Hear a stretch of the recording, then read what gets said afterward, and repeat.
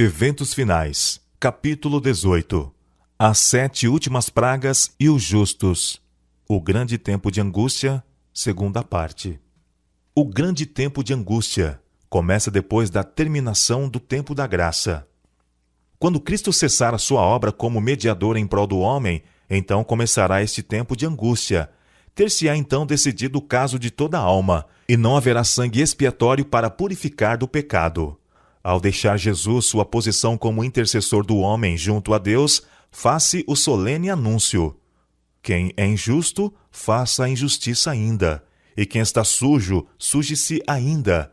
E quem é justo, faça a justiça ainda. E quem é santo, seja santificado ainda. Apocalipse 22, verso 11. Então, o espírito repressor de Deus é retirado da terra. O povo de Deus acha-se preparado para a hora probante que diante dele está. Quando se encerrar a mensagem do terceiro anjo, a misericórdia não mais pleiteará em favor dos culpados habitantes da terra.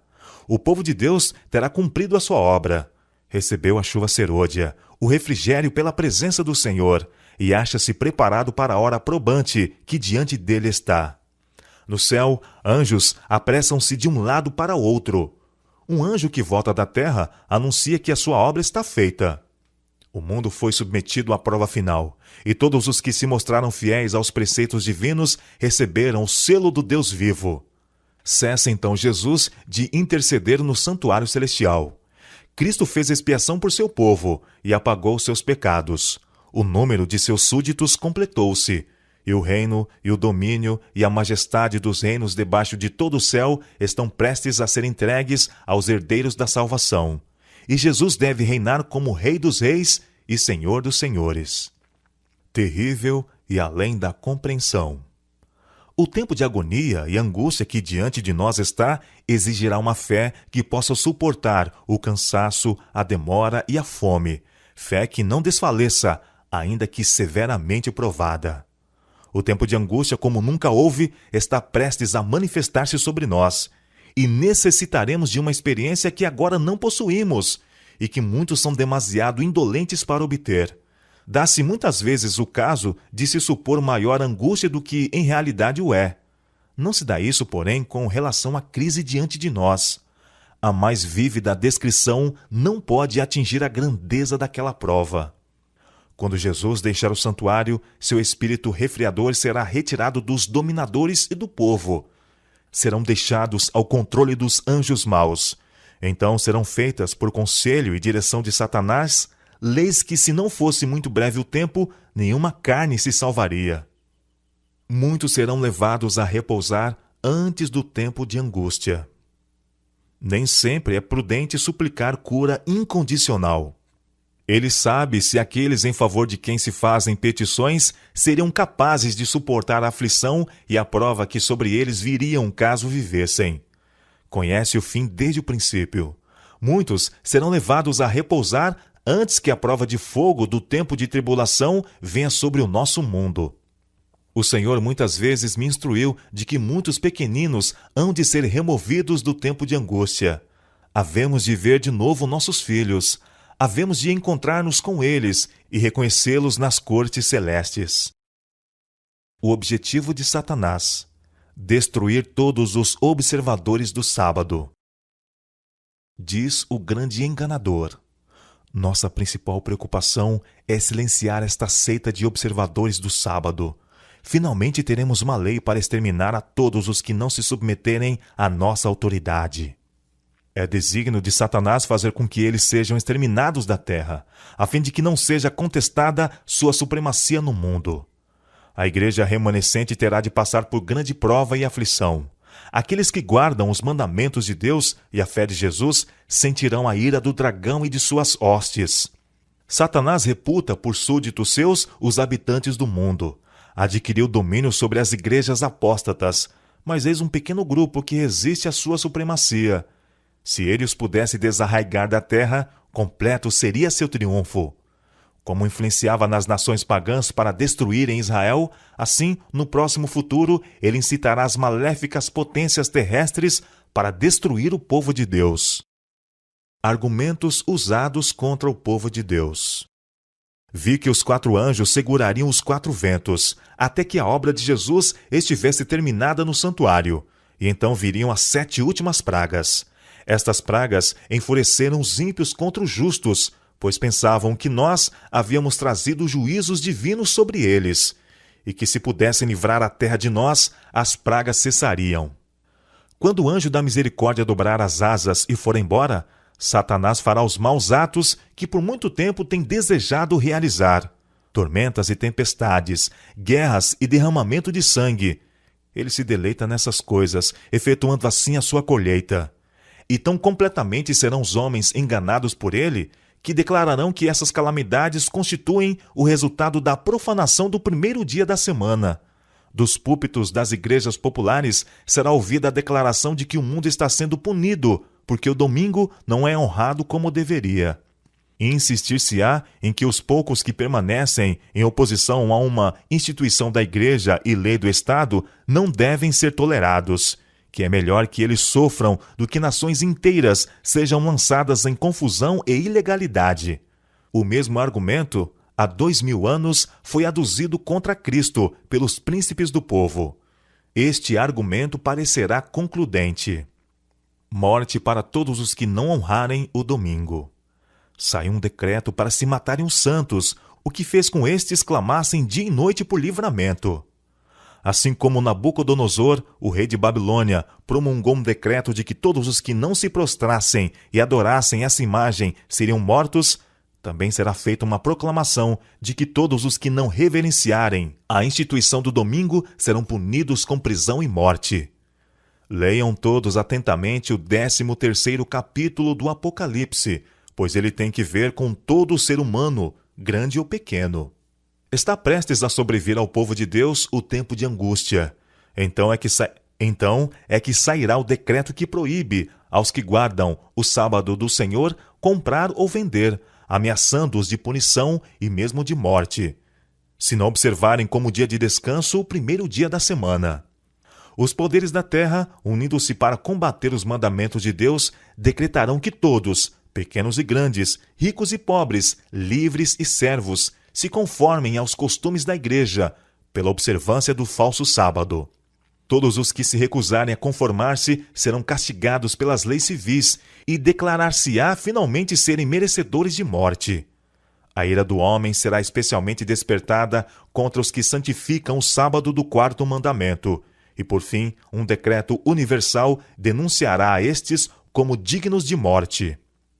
Decreto de morte semelhante ao que foi promulgado por Assuero. O decreto que finalmente sairá contra o remanescente povo de Deus será muito semelhante ao que Assuero promulgou contra os judeus. Hoje, os inimigos da verdadeira igreja veem no pequeno grupo de guardadores do sábado um Mardoqueu à porta. A reverência do povo de Deus por sua lei é uma constante repreensão aos que têm deixado o temor do Senhor e estão pisando o seu sábado. Vi então os principais homens da terra consultando entre si e Satanás e seus anjos ocupados em redor deles. Vi um escrito, exemplares do qual foram espalhados nas diferentes partes da terra, dando ordens para que se concedesse ao povo liberdade, para depois de certo tempo matar os santos, a menos que estes renunciassem sua fé peculiar, abandonassem o sábado e guardassem o primeiro dia da semana. Se o povo de Deus puser a confiança nele e pela fé se apegar ao seu poder, os ardis de Satanás serão frustrados, tão evidentemente em nosso tempo como nos dias de Mardoqueu. Os remanescentes fazem de Deus a sua defesa. E naquele tempo se levantará Miguel, o grande príncipe, que se levanta pelos filhos de teu povo, e haverá um tempo de angústia, qual nunca houve desde que houve nação até aquele tempo. Mas naquele tempo livrar-se-á o teu povo, todo aquele que se achar escrito no livro. Daniel capítulo 12, verso 1. Quando vier este tempo de angústia, todo o caso estará decidido. Não mais haverá graça, nem misericórdia para o impenitente. O selo do Deus vivo estará sobre o seu povo. Estes poucos remanescentes, incapazes de se defenderem no conflito mortal com os poderes da terra, arregimentados pela hoste do dragão, fazem de Deus a sua defesa.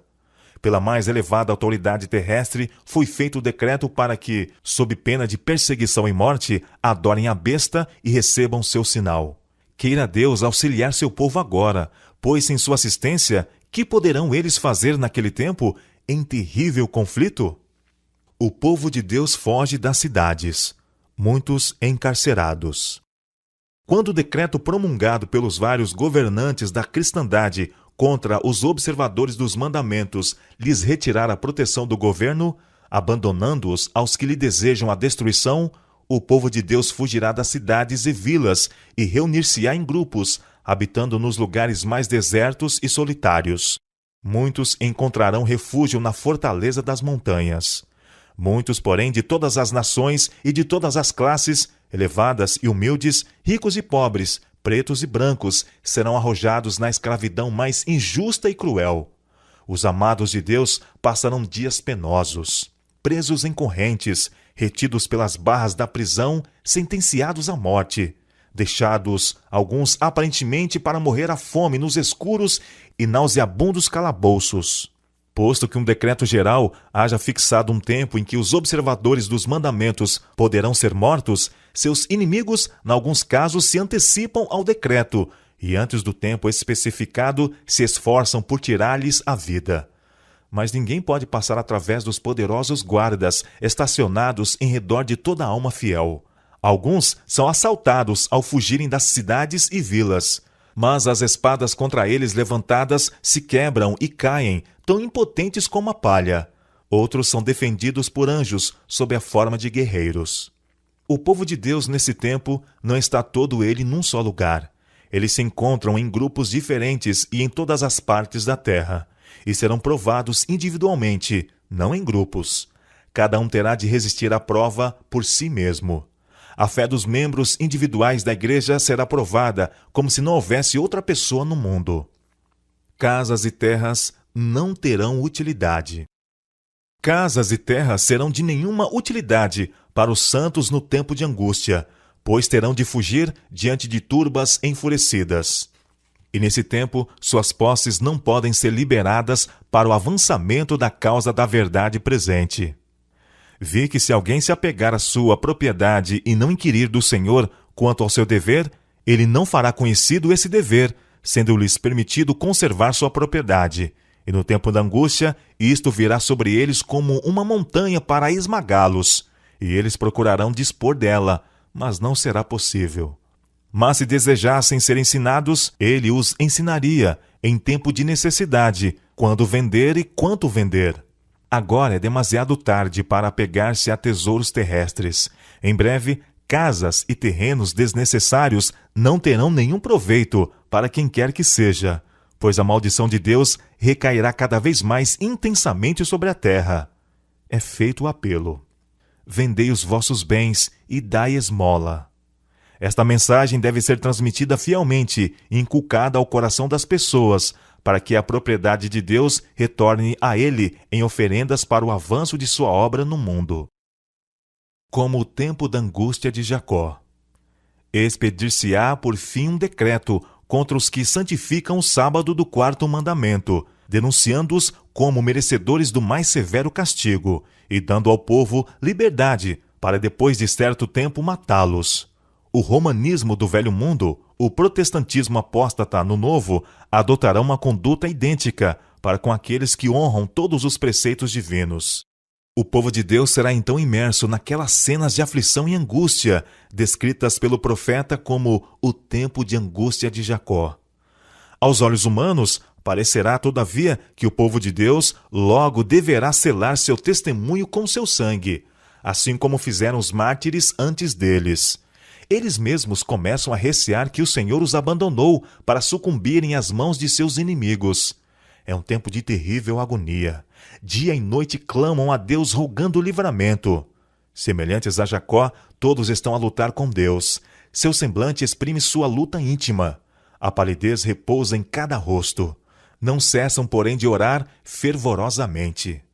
A experiência de Jacó durante aquela noite de luta e angústia representa a prova pela qual o povo de Deus deverá passar precisamente antes da segunda vinda de Cristo.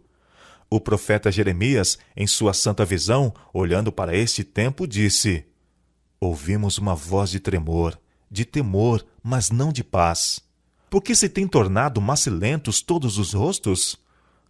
Porque aquele dia é tão grande que não houve outro semelhante, e é tempo de angústia para Jacó. Ele, porém, será livrado dela. Os justos não têm faltas ocultas para revelar. No tempo de angústia, se o povo de Deus tivesse pecados não confessados que surgissem diante deles, enquanto torturados pelo temor e angústia, seriam vencidos. O desespero suprimir-lhes-ia a fé, e não poderia ter confiança para suplicar de Deus o livramento. Mas, ao mesmo tempo em que têm uma profunda intuição de sua indignidade, não possuem falta oculta para revelar. Seus pecados foram examinados e extinguidos no juízo. Não os podem trazer à lembrança. O povo de Deus terá uma intuição profunda de seus malogros, e ao reverem a vida, sossobrar-lhes-ão as esperanças. Lembrando-se, porém, da grandeza da misericórdia de Deus e de seu próprio arrependimento sincero, alegarão suas promessas feitas por meio de Cristo aos pecadores desamparados e arrependidos. Sua fé não faltará por não serem suas orações respondidas imediatamente. Apoderar-se-ão da força de Deus, assim como Jacó lançou mão do anjo, e a expressão de sua alma será: Não te deixarei ir, se me não abençoares. Os santos não perderão a vida. Deus não consentiria que os ímpios destruíssem aqueles que estavam esperando pela sua trasladação, e que se não encurvariam ao decreto da besta, nem receberiam o seu sinal. Vi que se fosse permitido aos ímpios matar aos santos, Satanás e todo o seu exército maléfico e todos os que odeiam a Deus ficariam satisfeitos. E que triunfo seria para sua majestade satânica ter poder, na última luta finalizadora, sobre os que por tanto tempo haviam esperado ver aquele a quem amaram. Aqueles que haviam zombado da ideia de os santos ascenderem para o céu serão testemunhas do cuidado de Deus para com seu povo e contemplarão seu glorioso livramento. O povo de Deus não estará livre de sofrimento.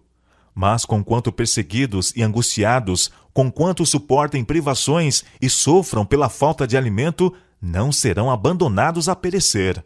Se o sangue das fiéis testemunhas de Cristo fosse derramado nessa ocasião, não seria como o sangue dos mártires, qual semente lançada a fim de produzir uma messe para Deus. Deus proverá.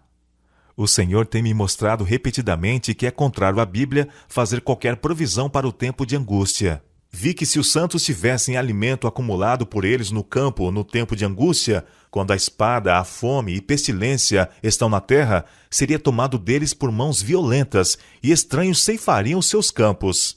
Será para nós então tempo de confiar inteiramente em Deus, e Ele nos sustentará. Vi que nosso pão e nossa água serão certos nesse tempo, e que não teremos falta nem padeceremos fome, pois Deus é capaz de estender para nós uma mesa no deserto. Se necessário, Ele enviaria corvos para alimentar-nos, como fez com Elias, ou faria chover maná do céu, como fez para os israelitas. Vi que havia um tempo de angústia diante de nós, em que premente necessidade compelirá o povo de Deus a viver de pão e água. No tempo de angústia, ninguém se afadigará com as mãos, seus sofrimentos serão mentais, e Deus proverá alimento para eles. O tempo de angústia está precisamente diante de nós, e então premente necessidade requererá que o povo de Deus negue o próprio eu e coma meramente o suficiente para manter a vida. Mas Deus nos preparará para esse tempo. Nessa terrível ocasião, nossa necessidade será a oportunidade de Deus para comunicar seu poder fortalecedor e amparar seu povo.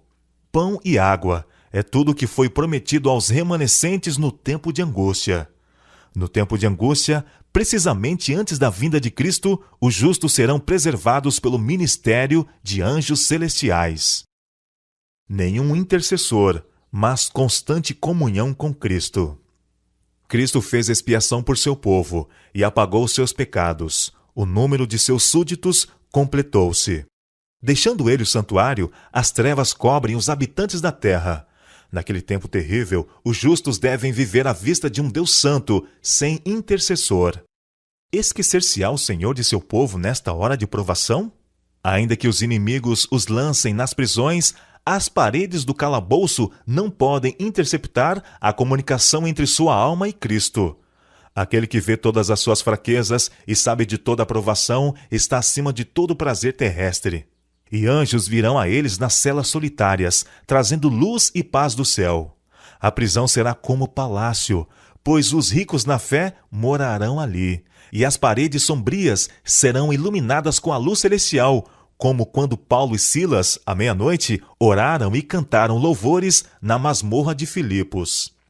Pudessem os homens ver com visão celestial e contemplariam um grupo de anjos magníficos em poder, estacionados em redor daqueles que guardaram a palavra da paciência de Cristo.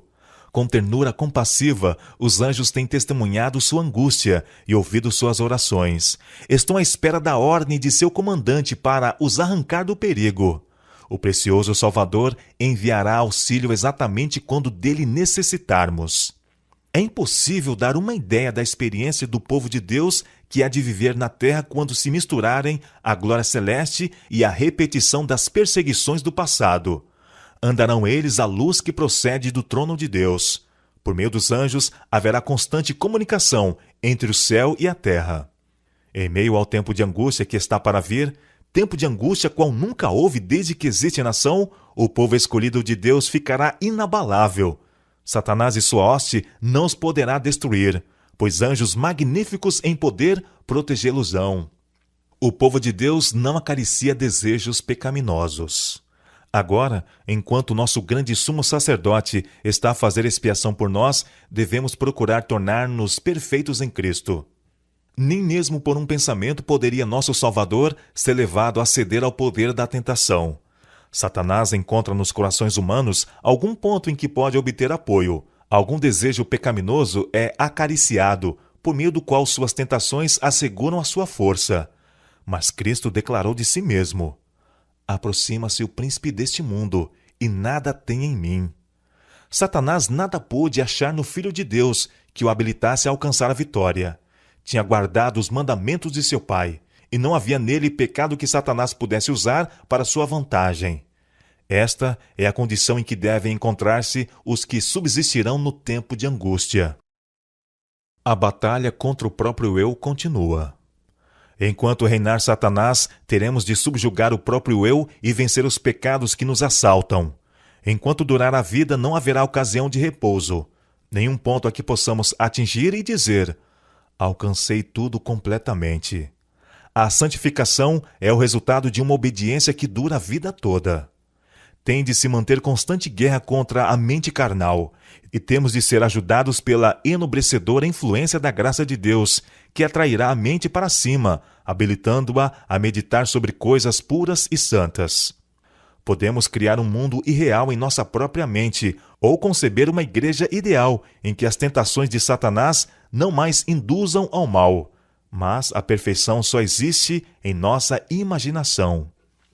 Quando os seres humanos receberem carne santa, não permanecerão na terra, mas serão levados ao céu. Se bem que o pecado seja perdoado nesta vida, seus resultados não são agora inteiramente removidos.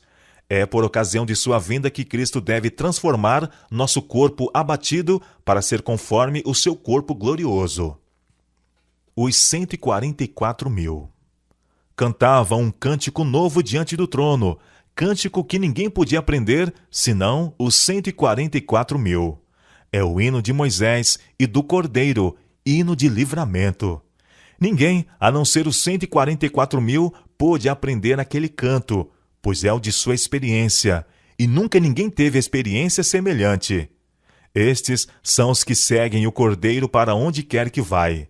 Estes têm sido trasladados da terra, dentre os vivos, são tidos como as primícias para Deus e para o Cordeiro. Estes são os que vieram de grande tribulação, passaram pelo tempo de angústia, qual nunca houve desde que houve nação, suportaram a aflição do tempo de angústia de Jacó, permaneceram sem intercessor durante o derramamento final dos juízos de Deus. Não é sua vontade que eles se metam em discussões acerca de questões que os não ajudam espiritualmente, tais como: que pessoas vão constituir os 144.000? Isto Aqueles que forem os eleitos de Deus hão de, sem dúvida, saber em breve. O povo de Deus é libertado. As hostes de Satanás e homens ímpios os rodearão, e exultarão sobre eles, pois parecerá não haver escape para eles.